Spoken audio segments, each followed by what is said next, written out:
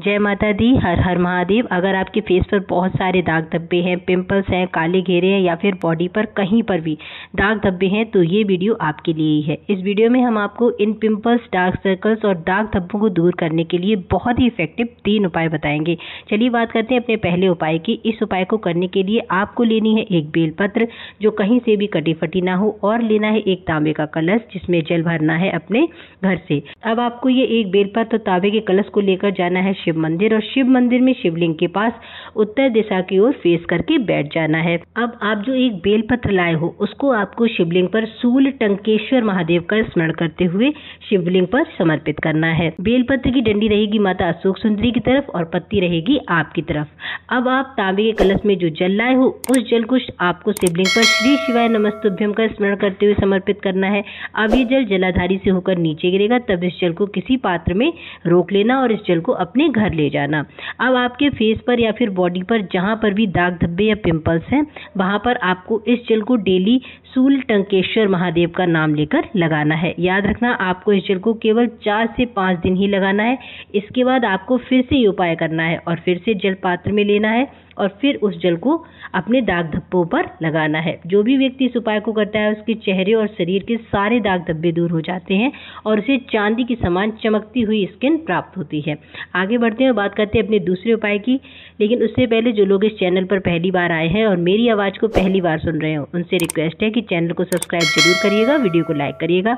चलिए आगे बढ़ते हैं, बात करते हैं अपने दूसरे उपाय की। इस उपाय को करने के लिए आपको लेने हैं आम के पत्ते, लेकिन आपको वीडियो में जैसे आम के पत्ते दिख रहे हैं वैसे आम के पत्ते आपको नहीं लेने हैं। आपको लेने हैं आम के सूखे पत्ते, लेकिन ध्यान रखना आम के पत्तों को तोड़कर सुखाना नहीं है। आम के पेड़ से जो पत्ते खुद से गिरकर सूख जाते हैं आपको वो वाले आम के 21 सूखे पत्ते लेने हैं।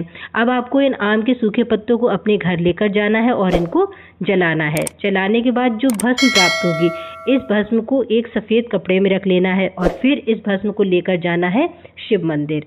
इस उपाय को करने का सबसे उत्तम समय ब्रह्म मुहूर्त को माना गया है, यानी सुबह के 3:30 बजे से 4 बजे तक का समय। लेकिन इस टाइम पर अधिकतर मंदिर बंद होते हैं, इसलिए अगर आप चाहें तो इस उपाय को आप अपने घर पर भी कर सकते हैं। अगर आपके घर में शिवलिंग नहीं है तो फिर आप इस उपाय को दिन में किसी भी टाइम पर मंदिर जाकर कर लेना। अब आप जो भस्म लेकर जाओगे उसको आपको शिवलिंग पर समर्पित करना है। कोशिश करना कि आप किसी ऐसे शिव मंदिर जाना जहां पर लोगों का आना जाना कम हो, क्योंकि इस भस्म को आपको वापस भी उठाना होगा। अगर आप ज़्यादा भीड़ भाड़ वाले शिव मंदिर में जाएंगे तो आप शिवलिंग पर जब भस्म समर्पित करेंगे तो हो सकता है कि कोई अन्य व्यक्ति पूजा करते समय शिवलिंग पर जल या फिर कोई अन्य वस्तु चढ़ा दे, जिस कारण आपका उपाय खराब हो सकता है। इसलिए ऐसे मंदिर जाना जहाँ पर भीड़ कम हो, शिवलिंग पर भस्म समर्पित करना और फिर इस भस्म को शिवलिंग से उठा लेना और अपने घर लेकर आ जाना।